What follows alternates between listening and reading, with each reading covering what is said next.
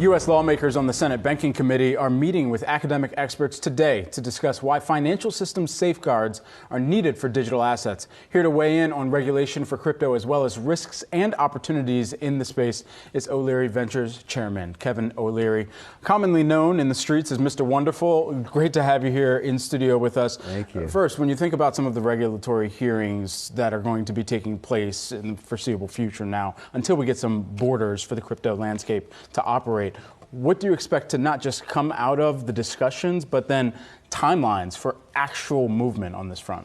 So let me give you the what's changed over the last few months on the Hill. You know, prior to the FTX collapse, and every week there was another crypto company blowing up and going to zero. But now they're getting really large in terms of how much capital is being gone. Just last week, Genesis filed again. This will continue over and over again, and so they'll keep going to zero because there's absolutely no guardrails in this industry.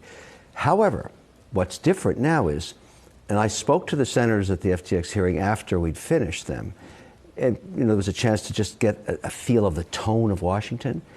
There's a fatigue coming into their thinking. They're tired of having hearings every 6 months when the next crypto company blows up and goes to zero. Does that mean we just get rushed to resolution now? I think that's what's going to happen. The heavy hand, and Gensler gave you that tonality last week on staking. He made it damn clear that he doesn't like it.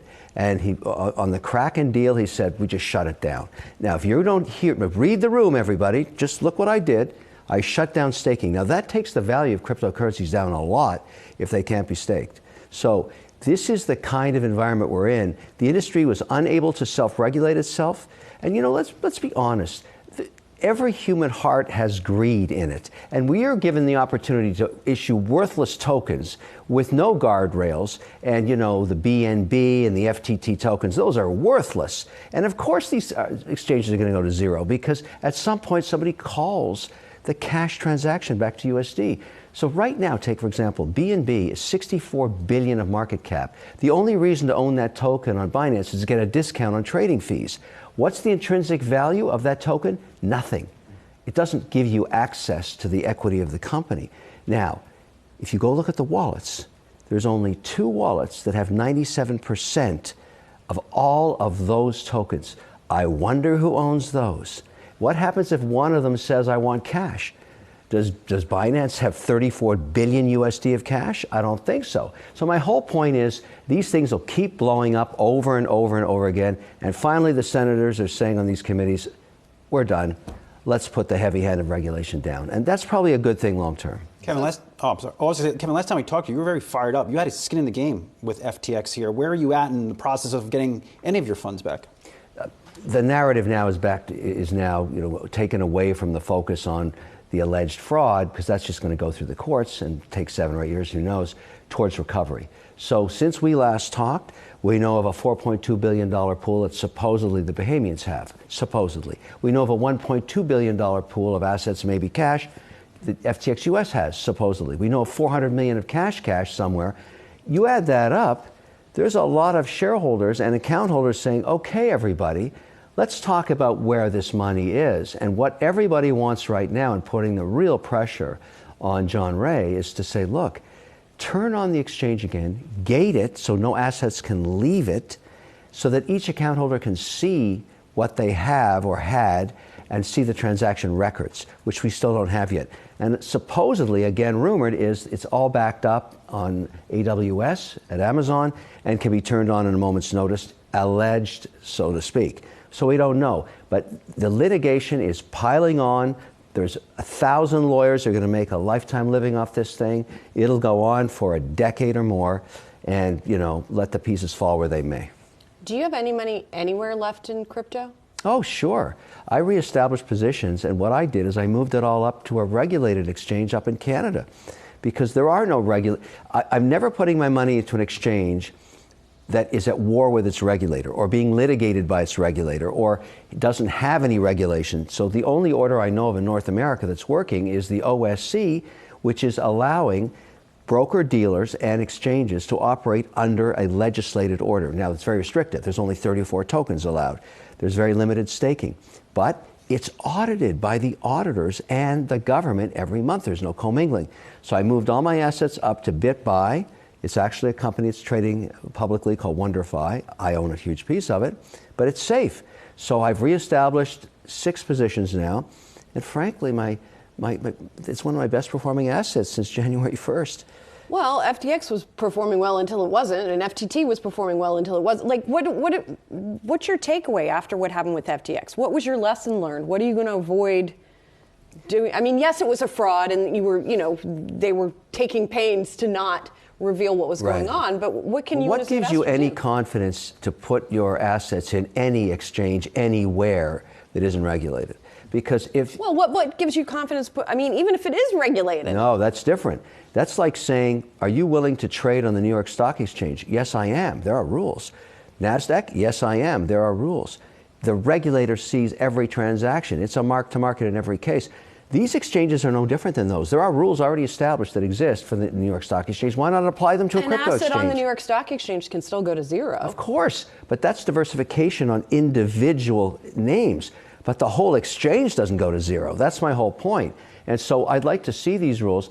Now let's talk about what's on the Hill, because you brought that up. Senator Loomis, and is now moving that bill forward again. Toomey was the senator that was pushing for regulation on digital payment systems. Now it looks like Haggerty's going to pick up the baton, if you want to call it that, because Toomey is retired January 3rd. But the point is, you're seeing these hearings, you're going to see more of them, and every week we're going to be talking again together about the next thing that went to zero, because there's plenty of zeros coming to a theater near you until we actually force regulation on this. Because who wouldn't make a worthless token? I mean, think about it. What do you need a token for that's supposedly ownership in the exchange? You're not allowed to do that in a bank. You're not allowed to do that in the New York Stock Exchange. If you want to buy a piece of the New York Stock Exchange, buy the equity of the exchange. The same thing should be for any exchange anywhere. That's the deal. As part of that regulation and as part of the hearings, we're going to hear about the endorsements that took place with companies like FTX and exchanges. You'd previously revealed that you had a $15 million payment as part of the FTX endorsement. $18 million. $18 million payment as part of that. Do you believe that as part of the proceedings that crypto promotions or endorsements should also be banned? I don't think that's going to happen. People advertise regional banks. People advertise money center banks. I think you're allowed to market your services, but obviously all of the people involved, from Tom Brady on down, had no idea of the alleged fraud that was going on. They wouldn't endorse that, and that's intuitive. That makes sense. So there's going to be a lot of frivolous lawsuits with contingency lawyers. I get that. Absolutely going to happen. And that's probably a way of cleaning it out. But it's not going to change the way financial services are marketed. That you see that on television every day. But I think what it does do is change the regulatory environment. And remember, there's one attribute to an exchange that is very, very valuable, and why the golden ticket would be to be regulated by the SEC or whatever the U.S. exchange regulator is going to be. In order for you to transfer your fiat currency in any jurisdiction, let's say you're in Belgium or in London in the British pound or in Zurich in the Swiss franc, you have to be regulated to be able to do that, so that you can take it out of an account in Swiss francs and transfer it to a broker-dealer exchange that's crypto. The Swiss aren't stupid. They're going to regulate that. The Canadians have already done it. At some point, there'll be a passport system around the world that if you want to trade globally on all these different geographies and get access to their banking system, you're going to be regulated. Everybody's waiting for the U.S. to set that up, and that's why these hearings are very important. Kevin, you're also really plugged into all things tech, and since we last spoke, we've seen a real meteoric rise in all things AI stocks. Do you think this is a bubble? Have you used ChatGPT, and what do you think of this technology? Great question, because as we speak, even this morning, I'm trying to make up my mind on the allocation to this next round on OpenAI. Very fortunate to be offered to take down some equity, but it's a $29 billion valuation with virtually no revenue. So I'm choking on it. I'm looking at it, and yet within our own shop in the last 90 days, we are using a third of our search time on ChatGPT instead of using Google, because it's scraping the internet for us. And we do a lot of research on deals, on people, on companies, on goods and services. And so now the team, on their own, is just, now that they know how to use ChatGPT, and for the very first time, I noticed an expense report last week where somebody put on the $20 a month. And so I said, well, what's with this? She said, look, boss, the thing is always down. There's 100 million people a day taking it down. It's jammed up. At least when I pay the 20, I can get online and do the work for us. So I said, well, they're getting revenue. All of a sudden, because they're so popular, they assumed they were going to get 1 million downloads a day. They're getting 100 million a day. Now tell me that's not killing Google, and it is. Google's got an advertising-driven model. You don't advertise on ChatGPT. You don't need to. You don't need to buy your search results. So, you know, it's going to be a really interesting changeover. But my take is we'll probably add a 1% weighting into ChatGPT in the portfolio that should hold that. Although I'm holding my nose on valuation. I'm choking. This is so not Mr. Wonderful valuation. Like, I should be getting a royalty deal on this thing. Well, I imagine you'd be a little bit more upset if they started expensing some of their Twitter Blue verification marks as well. Just while we have you, because of the ventures that you've invested in, all of the different companies, a lot of the economists that we've spoken with are putting in their base case a mild recession right now. Yeah. Of the companies that you've invested in, is there a percentage that you don't believe would make it through a mild recession? No, I have to tell you that what's going on in companies with 5 to 500 employees right now, that's 62% of the economy. We're really struggling in terms of what we should do for building inventory for the next 2 quarters. We just don't know what's going to happen. And so we need to be in stock to have sales. But everybody keeps telling us, including the Fed, we're going into a mild recession, but we don't see it yet in our numbers. So the real dilemma is how much capital do we tie up in inventory? And so the reason I bring up that number is I want to do a quick segue into something I discovered since I last talked to you guys that I'm all over now. No one knows this, but during the PPP plan, do you remember the PPP? Mm-hmm. Well, we took that down through the Bank of America, lots and lots of it. And we were told that there was something called the Employee Retention Credit, which we can't apply for if we took the PPP.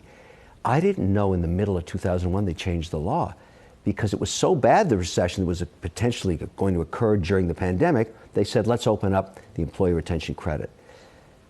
It's 170 pages, that program, very complicated, but it pays up to $26,000 per employee that was on a W-1 or W-2 in 2000 and 2001.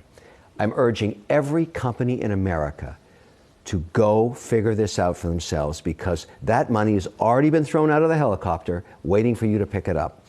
And so for all of my companies we're applying, and I've set up the wondertrust.com for anybody that wants to learn more about it, just go there. You have to hire an expert to do it. You need an accountant, but is it worth it? Oh my goodness. I mean, if you have 70 employees, your check could be $1.1 million, and you can put it right back into the business. Not debt, no interest charges, no costs, you don't give up equity.